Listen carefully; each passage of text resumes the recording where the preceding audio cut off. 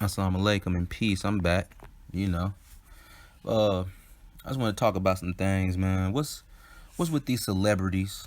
People like Carrie Underwood, Anne Hathaway, Mike Tyson, Natalie Portman, Russell Simmons, Betty White, Russell Brand, Ella DeGeneres, Al Gore, and many more.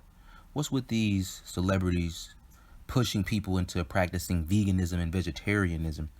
Is it because they really care about you, or they really care about the animals or the environment? In my opinion, no.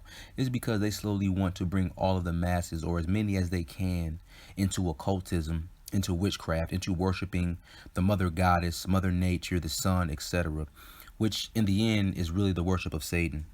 Notice how Al Gore is all about the planet and global warming, and he went into veganism. Even Bill Gates is pushing for it, but they want to bring you into that slowly. They are basically trying to initiate all of us. In masonry, when you become a high level, you find out that God to them is Satan. I was having a conversation with someone, and they were trying to tell me how they kind of agree that God is Satan, and they claim to be Muslim. I knew this person wasn't, but this is the level where they want to bring you to. They are preparing you in all aspects of your being to be ready to accept their Messiah when he comes. And we know who their Messiah is. It is the Dajjal, the Antichrist. Anytime you see these celebs start pushing an agenda on you, then you need to be careful and do your research on it. Just now, they have a new initiate into their coven, allegedly called Meg the Stallion. She's supposed to represent the mother goddess as well. They have these celebs basically be representatives and actors for their gods, and they play out rituals over and over. So as soon as this quote unquote mother goddess figure, and notice her name, the Stallion. Now, of course, we know a stallion is a male horse with high fertility, a strong male horse.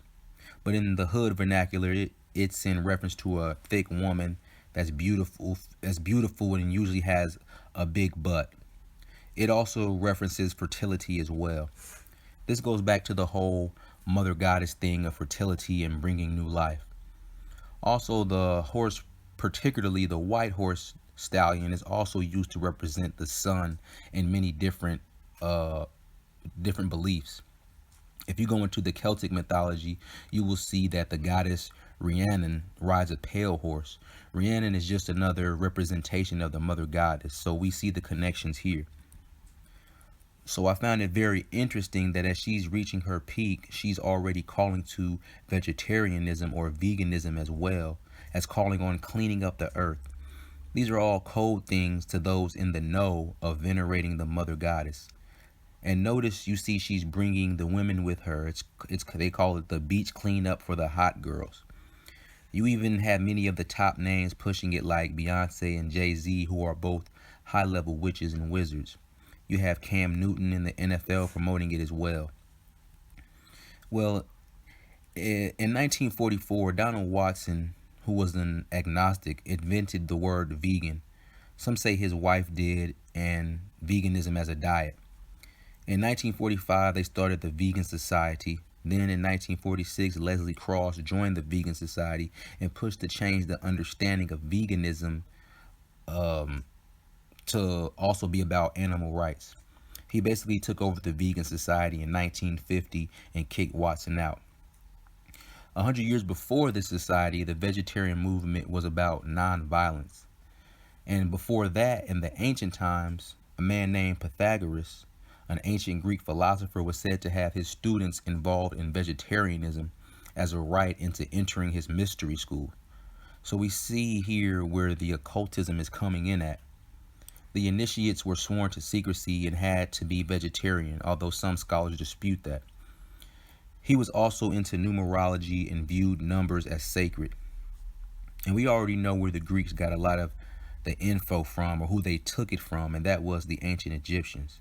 And the ancient Egyptians, they live a plant-based diet. So now we see where this is coming from. We already know that the ancient Egyptians, what they were involved in: sun worship, mother goddess worship. And even before that, you can go 9,000 years ago in ancient India, the Indus Valley. There were people who were warriors and they constantly fought. They used to eat animals, but as time progressed, they went into a vegetarian diet. I think they were called the Tantankaras, but I can only find info on the religion. I'll put the link in the blog. And they were into similar type worship.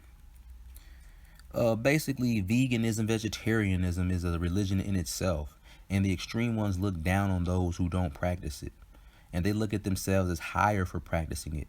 It is a religion which is not based in logic and reason, in all honesty, because they say things like, well, we're not carnivorous beings, so why should we eat animals? They are correct in a sense. We're not carnivorous beings, but also we're not herbivorous beings either. We are in the middle. We are in between. We are omnivores, meaning we eat plants and animals. And leaning too far to either side isn't really healthy. Allah created us to be able to eat meat and veggies, not just one thing. If that was the case, then Allah would have just told us to only eat veggies and made all meat haram.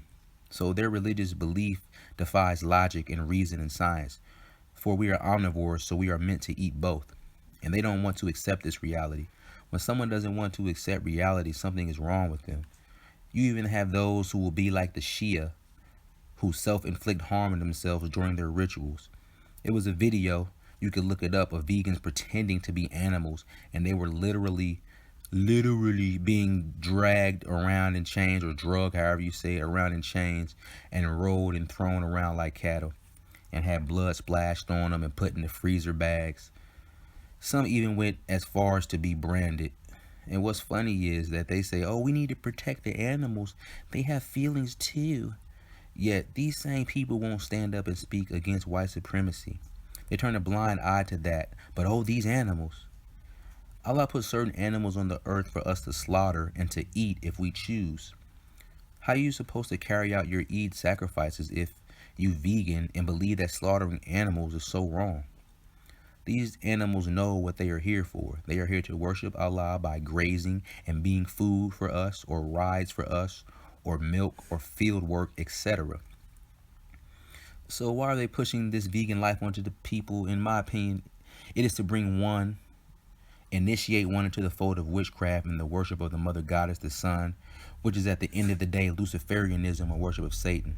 They want you to be initiated into this knowingly or unknowingly. And this is just one step into it. There are many doors into witchcraft, and they're going to try to get you by whatever door they can. You know, they have the crystals and the sage, the tarot cards, you know, those who sip their peppermint tea and with their Erykah Badu head wraps and want to burn incense and their armpits is musty. Then you have the astral travelers, and you have the sun gazers and the ancient Kemetic worshipping dudes, you know, those dudes who say the black woman is God, and you have the door through diet, and that is vegetarianism. C.W. Leadbeater, who was a teacher of theosophy and a high-ranking member, theosophy is basically Luciferianism, but in a different form. In fact, it was founded by Helena Blavatsky, who was a Satanist or occultist herself. So C.W. Leadbeater, in his writings, in his book called Vegetarianism and Occultism, pretty much lays down that yes, vegetarianism is better for those in the occult.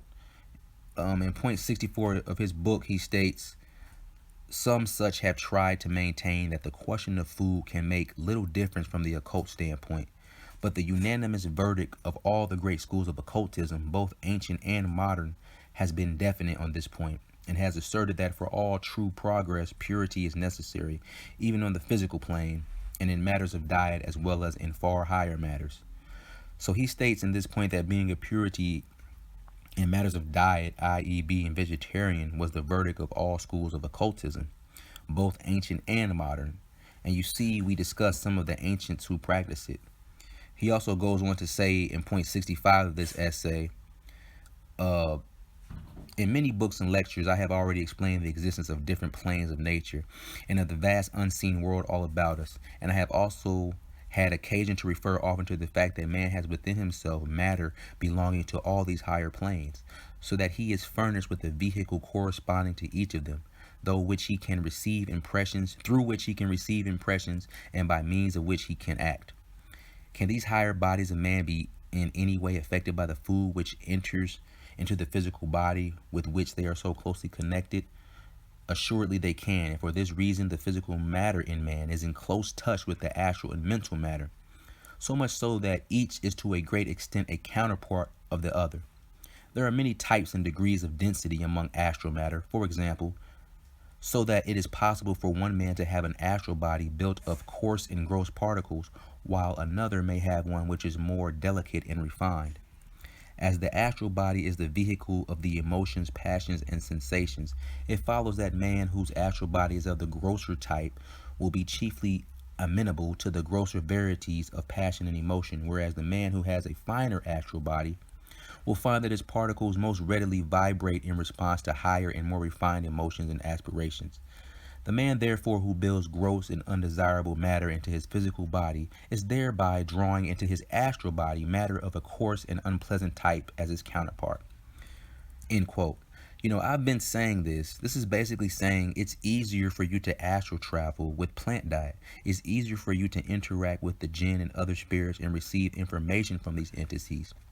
And that when you do, your astral body will be more beautiful and appealing than those that eat meat. When one eats hella meat, they saying this attracts the lesser beings to you. One of the last points he makes is that he says, you will find that all of those who in ancient days entered upon the mysteries were men of the utmost purity and of course invariably vegetarian. Now, this isn't absolute. The whole theory of Satanism and its associating beliefs is the idea of thelema, or do what thou wilt. So there are those who practice witchcraft and voodoo, etc., who still eat meat and still sacrifice their animals to their gods and deities. There are also different schools of thought. But the veganism is one school of thought, and as I said before, it is a door to go through. In an article in Vice in 2015, they talked to a vegan woman who practices voodoo, and in the article it states that an increasing number of voodooisants are adopting a vegetarian or vegan lifestyle, believing it more harmonious for the universe and its spiritual inhabitants, end quote. Once again, we back at the mother goddess worship I spoke about. The article goes on to say that she never has a problem summoning her spirits while being vegan, and that those spirits are always appreciative of her non-meat offerings. Not only do they want you to come to witchcraft and Satanism, which is preparing you for the Antichrist when he comes, in my opinion, it is easier to open you up for demonic possession and for spirits to enter you at will, because meat keeps you grounded. Vegetarianism and veganism keeps you in a etheric spiritual state where you can easily be inhabited. I was searching around on Google and came upon a page of someone who practices magic, and they are vegetarian. They talk about the same things I mentioned. They even go on to say that, when I want to get aligned with the spirit, I see that vegetarianism makes it easier because I am less ground and more quote unquote airy. Now, this person also eats meat too, and they say they use it to ground themselves after doing very powerful rituals. I'll put that link in the blog too. But this does add credence to my belief about veganism/vegetarianism and how it is basically opening the door to one delving into witchcraft and or being easily possessed by spirits. Then when you mix with it other things like music, drugs, overindulgence, and sex, it makes it even more easy. Witchcraft, practicing magic, is one of the reasons why our people are destroyed and still being destroyed. People will tell you of success stories of people, especially the Haitians, calling on deities and practicing magic and being able to free themselves from slavery. But what about the after effects? Look at them now. Look at the children of Israel. They were around the Pharaoh and his people for so long, watching them practice their magic. And even when Musa was sent to free them, they still wanted to participate in the magic. Even after they saw the mighty power of Allah and how the power of Allah overcame all the magic and disgraced it, they still wanted some of that power of their own. And for that was one of the reasons they stayed without their homeland of milk and honey. And it is the same now. We still think magic will help us when it won't. And if it does, then that help is only temporary in this life and in the next. Am I saying that you can't be vegetarian or it's sinful to be vegetarian? Look, actions are by intentions. If you're doing it because you think it's healthier, which in my opinion, more veggies is better, but to be exclusive to it, I don't think it's healthy because we were made as omnivores.